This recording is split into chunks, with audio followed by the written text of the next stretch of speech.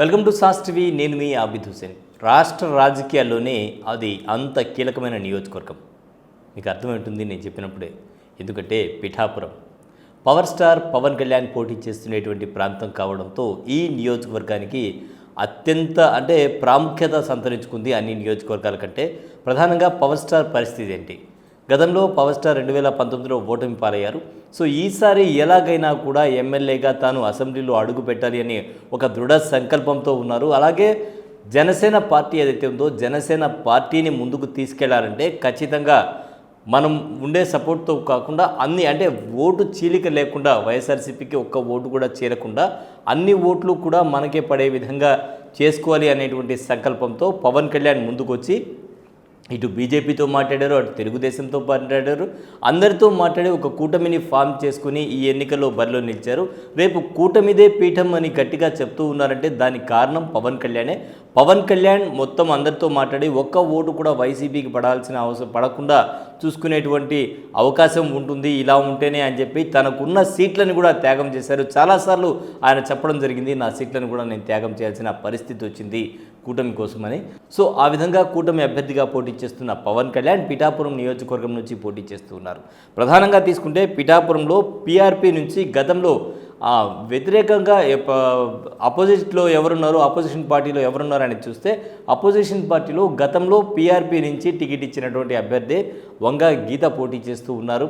మరి ఆమె మంచి వ్యక్తిగా, ఆమెకు కూడా మంచి గుర్తింపు ఉంది ప్రజల్లో. సో ఎవరికి ఏ కష్టం వచ్చినా నష్టం వచ్చినా ఆమె అండగా ఉంటారనేటువంటి మాట అయితే అక్కడ వినిపిస్తోంది. ఎమ్మెల్యేగా కూడా పీఆర్పీ నుంచి ఆమె ఎన్నికయ్యారు. ఇప్పుడైతే ఏ పార్టీలో అయితే ఎమ్మెల్యేగా గతంలో పీఆర్పీ నుంచి ఎన్నికయ్యారో వారి సోదరుడు చిరంజీవి పీఆర్పీ అధినేత ఈరోజు వారి సోదరుడు పవన్ కళ్యాణ్ జనసేన అధినేతగా ఇటు కూటమి అభ్యర్థిగా పోటీ చేస్తున్నారు.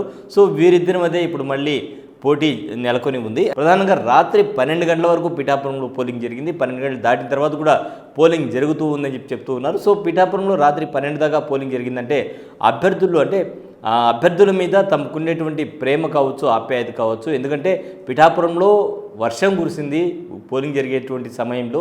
అయినా కూడా ప్రజలు క్యూ లైన్లో నిలబడి ఉండి రాత్రి వరకు ఉండి తమకు నచ్చినటువంటి అభ్యర్థికి ఓటు వేశారంటే ఖచ్చితంగా అది పవన్ మీద ఉండే ప్రేమే అని జనసేన నేతలు అలాగే కూటమి నుంచి ఉండేటువంటి నేతలంతా చెప్తూ ఉంటే, లేదు వైఎస్ఆర్సీపీని గెలిపించుకునేందుకే అని ఈ వైపు నుంచి వంగ గీతా వర్గం అలాగే వైఎస్ఆర్సీపీ నాయకులు చెప్తున్నారు. ఈ విధంగా తీసుకుంటే నువ్వా నేనా అనే విధంగా పిఠాపురంలో పోటీ అయితే నెలకొంది.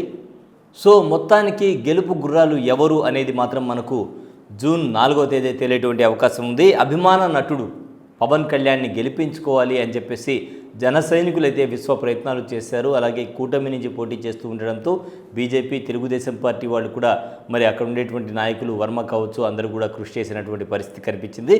ఇటువైపు వంగా గీతను ఎట్టి పరిస్థితుల్లో మేము గెలిపించుకుంటాము అని అటు జన సైనికులు ప్రయత్నం చేస్తే ఇటు జగన్ సైనికులు ప్రయత్నం చేశారు. సో జన సైనికుల మధ్య జగన్ సైనికుల మధ్య నువ్వా నేనా అనే విధంగా జరిగింది. ఒక్క అవకాశం నాకు కల్పించండి, గతంలో నాకు అవకాశం కల్పించలేకపోవడం వల్ల నా గళాన్ని అసెంబ్లీలో వినిపించలేకపోయాను అని పవన్ కళ్యాణ్ చెప్తూ ఉన్నారు. ఈసారి ఖచ్చితంగా నాకు అవకాశం కల్పించండి, ప్రజా సమస్యలు తీర్చేందుకు అసెంబ్లీలో తన గళం వినిపించేందుకు అవకాశం అంటూ మరి పవన్ కళ్యాణ్ ముందుకొచ్చారు. సో ఈసారి ప్రజలు ఎవరికి పట్టం కట్టారు, ఎవరిని తమ నేతగా ఎన్నుకునేటువంటి అవకాశం ఉంది, తమ ఎమ్మెల్యేగా ఎన్నుకునేటువంటి అవకాశం ఉంది అనేది మాత్రం జూన్ 4 తేలేటువంటి అవకాశం ఉంది. ఓటర్లు అయితే చైతన్యం ఉంది. సో ఖచ్చితంగా ఓటర్లు అయితే డిసైడ్ అయి ఉంటారు ఎవరో ఒకరిని గెలిపించారని. లేకపోతే 12:30 వరకు క్యూ లైన్లో ఉండి ఓటు వేశారంటే మాత్రం ఓటు మీద ప్రజలకు ఉండేటువంటి మక్కువ కావచ్చు, ఆ అభ్యర్థి మీద ఉండేటువంటి అభిమానం కావచ్చు మనకు తెలుస్తుంది. సో వంగా గీత వర్సెస్ పవన్ కళ్యాణ్ ఎవరు గెలవబోతున్నారు అనేది మాత్రం జూన్ 4వ తేదీ తేలేటువంటి అవకాశం ఉంది. ఇది వాళ్ళ స్పెషల్ స్టోరీ. మరో స్పెషల్ స్టోరీలో మళ్ళీ కలుద్దాం. అంతవరకు సెలవు, నమస్కారం.